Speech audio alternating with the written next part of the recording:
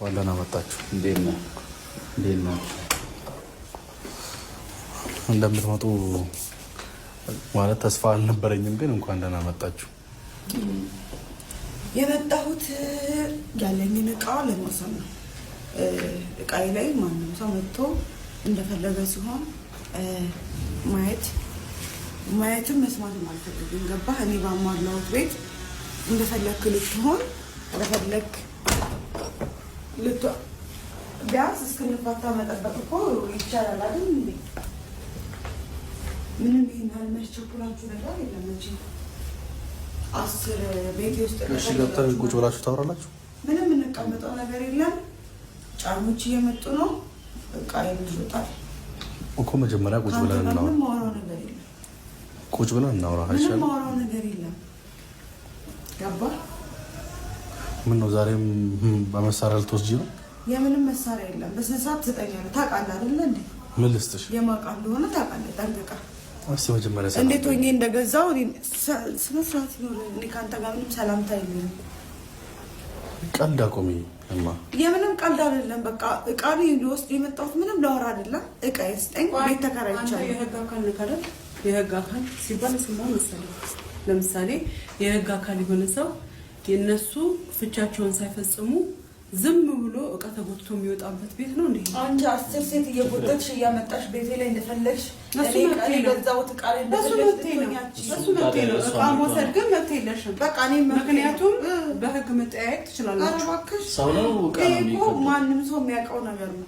እኔ ሰው አወቀ አላወቀ እኔ ምን አገባኝ? በቃ አንቺ አሁን ስለ ሰው ስለሚያውቀው ማወራው እያወራ ያለሁት ከቀድሞ ባለቤቴ እሱ ማውራት ስለማይችል ማወራሽ ከቀድሞ ባለቤቴ እንድትይ አልፈልግም። አልፈታውሽም። ገባሽ? አሁንም ባልሽ ነኝ። አሁንም ባልሽ ነኝ። እንደተማረ ሰው እናውራ። እንደተማረ ሰው አውሪያ። በቃ ምንም ነገር አልፈልግም። እቃዬን እፈልጋለሁ። የማንም ሴት ከየትም ተለቃቅሞ የመጡ ሴቶች የሰው ክብር አትንኪ። ሰውን አትሳደቢ። ከየትም ይለቃቀሙ ከየትም አንቺ የሰው ክብር አትንኪ። ክብር እንደሌላቸው ትናንት አየሁ። አሁን እሱ ነው ምን ቀናሽ እንዴ? ማንማቀናሽ ወይ ቀናው ተንጨረጨርኩ። በእናትህ የቀናት ወሬ ነው። ተንጨረጨርኩሽም የመጣው መሰለኝ። አይደለም እንዴት ነው የተንጨረጨርኩት? ንገረኝ እስኪ። በጣም ውስጤ ተቃጠለ። በእናትህ እንደዛ ነው ይመስላል። አዎ እሱ እኮ ነው እንደዚህ አድርጎ ያመጣኝ በጠዋት። ታለሪቱም እንደዚህ ይመስልሃል? እንደ እንቅልፍ ነስቶኝ ሳልተኛ እኮ ይመስላል። ታዲያ በዚህ ሰዓት እንዴት ትመጫለሽ ታዲያ? በቃ የመጣሁት እቃዬን ልወስድ ነው። ቤት ተከራይቻለሁ። እኔም ደግሞ ቤቴ ውስጥ እንደፈለኩ ቪዲዮ መስራት። ለምን ቤት ተከራይሽ? ይሄንን እቃ እንዴት ሆኜ እንደገዛው እኔ ነኝ የማውቀው። መቅደም ገባሁ ማጠራቀም ስችል እኔ ደግሞ ቤቴ ወልድበታለሁ እንደዚህ ልበታለሁ ብዬ ላቤን ጠብ አድርጌ በቃ የራሴ ብር ነው። ገባህ አይደለ? አዎ አንተ ዲዛይን መርጣ አይደለም እንደ ወንድ ሄጄ ገዝቼ ያመጣሁት ንብረት ነው። ጎበዝ ነው። ገባህ? ይሄን ነገር ደግሞ እንድትሰጠኝ ይገባል። የማንም ሴት መጥቶ ሲቀመጥበት ሳይ እታመማለሁ። ገባህ ነው እንዴ? አዎ አሁን አንድ ነገር ልንገርሽ። ቅናትም ከመሰለብኝ ይምሰል። አሁን ይኸው በመጀመሪያ ስሚቶ አንቺ ሲጀመር እኔ አላወራሽም። ለማጁ ከመጣሽ በመጀመሪያ ስሚኝ። አንቺ ምንድን ነው ያደረግሽው እዚህ ቤት ላይ? ለሞለዳ ላይ የገዛሽው እኮ ነውና ወለጅበታ ወስደን እዛ ለምን ተከራየሽ? አኖርሻለሁ አላልሽም እንዴ? በቃ እንዴ እኛ ጋር ትኖራለሽ አይደል እንዴ? አንድ ቀን በላይ ተሰዋይ ዘመድ እንደዚህ ነው። ገባህ? ተከራይቶ ነው የሚኖረው። ዘመድ ከአንድ ቀን በላይ ሸከምሽም ነው። አንቀባሮ ያኖረኛል። ይገርማል። አንቀባሮ ማኖር የሚችል ሰው ነው። የሷን እንኳን ለሌላ ሰው ይተርፋል። ገባህ? ስለሱ እሷ ያለችኝን አሟላላታለሁ። ኦኬ መከራይቶን የፈለገችውን አለች። አሁን ደግሞ የፈለገችው እዚህ ያላትን ንብረቶች ይዘን ለመሄድ ነው የመጣነው። ይሄን ንብረት ብላችሁ አታስቡት። እርሹ አረባክ ልርሰው። ይሄ ቤት የኔ ነው። እሱን እንዴት አድርጌ እንደምቀበልህ እኮ አሳያለሁ። ለምን ትቀበኛለህ? ብር አምፈልግ 10 ሴት እያመጣህ ቤት ውስጥ እኔ 10 አይደለም ብር አልፈልግም። እቃዬ 50 ላምጣበት። እንዴት ክብ ሰርተው ይቀመጡ። ገባሽ? ስላላወቁህ ነው። ችግር የለም። አይ ችግር የለም። አንቺ ግን ከፈለግሽ እንትን ያወጣሽ ብሩ ማለት ነው። የሴት ወራዶች ስለሆኑ ማለታቸውን እዚህ ጋር ማለት ባልና ሚስትም ገዛች ወንድ ማለት ነው። ንብረት የጋራ ነው።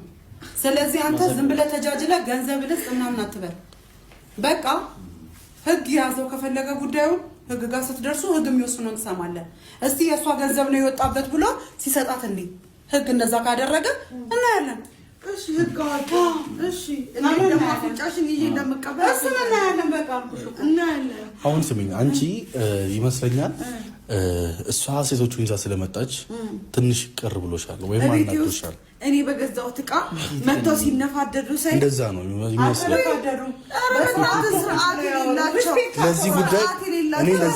ለዚህ ጉዳይ ትኩረት ሰጫለሽ ቢያራሰው ከመንገድ ዳር ነው ከሰብስባ ያመጣቻቸው ቤተሰብ ያላቸው ለዚህ ጉዳይ ስለ ምግባር ቤተሰብ እንዳላቸው እኮ አሳዩ መተው። በዚህ እኔ እንጃ እንደውም ለምን ይደክመኛል በገዛሁት ንብረቴና ምን ነው አልቀመጥም አላለችም እንዴ? እኛ ምን አትቀመጫለሽ እንዴ? ምን ይከለከል ቤቴ አማን እዚህ ጋር ቁጭ ብላ አታውቅም። ይሄ እኔ የለፋሁት እኔ እህትን የለፋሁት የላቤ አባለች ማለት ጥሩ ስራ ነው የሰራሁት። ወይ ጥሩ ስራ እንደሰራሽ እኮ አሳየሽ። ምን ያህል ክብርሽን ነው ያዋረድሽው። ባይዘው ሁሌ ቀን በቀን ክብሯን ነው የምታዋረደው። እናቱ ተዋረድን። በስመ አብ ወልድ። እኔ መቼም ተዋርጄ አላውቅም። ልንገርሽ እኔ የማደርገው ለልጄ እስከ ሞት ጥግ ድረስ ሄድለታለሁ። ሴት መምራት ትንሽ ነገር ነው። ከዚህ በኋላ ደግሞ ገና ብዙ ነገር ታያለሽ። በዚህ እንዳትጠብቂያቸው፣ በዚህ እንዳትጠብቂያቸው። ደርድራቸው የብር ስንት ገባ። እኔ ልጄ የሚመቸው ነገር ሁሉ አደርጋለሁ። እኔ የገባኝ ማለት ነው ሴት አንቺ ነው እኔ ብቻ ነው ያለኝ ሁሉ ነገር አልሽ። አንቺ ላይ ያለው ሁሉ ሴቶች ላይ ያለ ምን ነው? እኔ ብቻ ነኝ ያለኝ አልሽ። እኔ ብቻ ነኝ ያለኝ እኔ ብቻ ስላለኝ ነው። ከዛ ሁሉ ሴቶች አላዛር ያለ እኔ የመረጠ አንተ እኔ አቀና ብሎ እንኳን አላያችሁ። ምን ነገርሽን እሱን ታይዋለሽ። አሁን ገና ነው። በአንድ ቀን እንዴት አድርጎ ያያል? በአንድ ቀን እንዴት ሊሆን ይችላል? በአንድ ቀን አይሆንም። ግን ደግሞ አንተ ያለሱ አይሆንልህም። በጣም ነው የምትገርሙት እንዴ! ገና በር ለቃ እንደወጣች እንዴት እንደዚህ አይነት ስራ ታው በቃ ምን ሴት በሴት ይተካል። ሰው በሴት ይተካል። እሱ አንቺ ጋር ነው። ሰው አንቺ ፈጣሪ ምትሰሪ ቢሆን አንድ ሰው በሴት ይተካል። አንቺ ብቻ ዝም ብለሽ አታስፈልጊ እኮ። በስመ አብ ኧረ በስመ አብ። አንድ ሴት ለአንድ ወንድ ነው እንግዲህ እኛ የምናውቀው ባይብሉ ላይ የተጻፈው ደግሞ ሌላ ትመጣለች። አንቺ ግን ፈራም እግዚአብሔር የለሽም። ምንም ነገር ስለማታውቂ የምታደርጊውንም አታውቂም። የልጅሽን ህይወት ነው እያበላሽ። ዝሙት ነው እያበላሽ።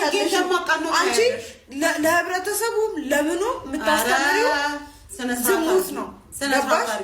ዝሙት ሴት ትተካለች። ይሄ ትክክል ነው። ዝሙት ማስፋፋት ማለት እኔ ሄድና እዛ የፈለከውን ሁን እንደዛ አድርግ አላልኩትም። ለህይወቱ የምትሆነውን ግን ምረት ብዬ እንደው ወደ ቤት እኮ ነው ያመጣሽው። ወደ ቤት ነው ያመጣሽው።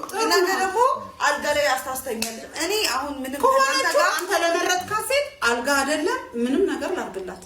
አንተ ለመረጥካት ችግር የለውም። አሁን እኔ ትሰሚኛለሽ፣ እኔ ከአንቺ ጋር ላወራ አይደለም የመጣሁት። ሲቀጥል እዚህ ቤት እስከመጣሽ ድረስ ታወሪኛለሽ፣ ትሰጠኛለህ። አላዛር ካንተ ጋር አይደለም፣ እኔ ከሷ ጋር አይደለም፣ ካንተ ጋር ነው አይደለ ውል ያለኝ። ስለዚህ እቃዬን እወስዳለሁ። ገባህ? ቤት ተከራይቻለሁ እያልኩ ነው። ካንተ ጋር ነው ልነጋገር የመጣሁት። በስነ ስርዓት መልስልኝ። ማን ይለፋበት? አንተ ሰው የለፋበት ነገር አይደብርህም እንዴ? እሺ እንዴት ሆኜ እንደገዛሁት እኔ ነኝ አይደለ እንዴ የማውቀው። ስለዚህ እቃዬን መልስልኝ እያልኩ ነው። እሺ ይሄ ሶፋ አንድ ይሄንና አንድ ያንን እንሰጪ። ለምንድን ነው እንደዛ የምንወስደው? ኧረ እባክህ ለምንድን ነው እንደዛ? የምን ህግ ነው? የኔን ጉዳይ እኮ የኔን አንቺ ጉዳይ እኮ ፍርድ ቤት እንደዛ ከሆነ ደግሞ መኪናው ግን እያንዳንዱ ነገር እካፈላለሁ። ምን ችግር አለው? ግን ደግሞ እኔ ይሄንን እቃ የገዛሁት እኔ ነኝ የማውቀው። ልወልድበት ነው የገዛሁት። አንቺ እኔ ጋር ቤቴን ማሟላት ያሟላው አይደለም ማሚ። ምን መሰለሽ ሁሉን ነገር ማለት ነው። እኔ በህይወቴ አንቺ ከመጣሽ ቀን ጀምሮ የሆነልኝን ነገር በሙሉ እኩል መካፈል በቃ የባልና ሚስት ንብረት የጋራ ነው።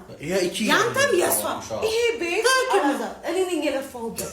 አንተ ወተህ አንተ አብረኸኝ ሆነ አይደለም። እኔ ቀይን ፍለጋ ነው መኪና አካፍልሻለሁ ያልኩት። አልፈልግም። ከፈለክ እንደፈለክ አድርገው። አልፈልግም። እኔ ስለ መኪና ምናምን የሚሸተኝ እዚህ ምን አለ እዚህ እኮ ቢበዛ 500 ሺህ ብር ቢሆን ነው ቢሆን 500 ሺህ ብርም 1 ብርም ቢሆን የራሴ ዋጋ። አንተ በሌለህበት ሰዓት ነው ይሄንን ነገር ያሟላሁት። አንተ ኖረ አብረኸኝ ብትሆን አብረኸኝ የለፋኸው ቢሆን ችግር የለም እለቅልህ ነበር። ግን እኔ አንተ በሌለህበት ሰዓት ነው ይሄንን